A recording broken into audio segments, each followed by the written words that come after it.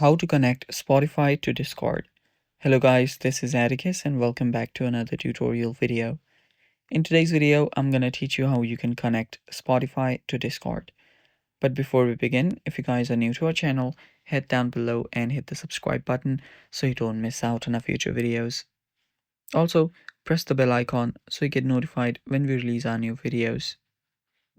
Now let's begin. First of all, open up your Discord and make sure you're logged in. After you've done that, you can head over to the U option on the bottom right. After you're on your profile icon, what you'll have to do is you can simply tap on the settings icon on the top right. And then there you should find an option that says connections. Tap on connections.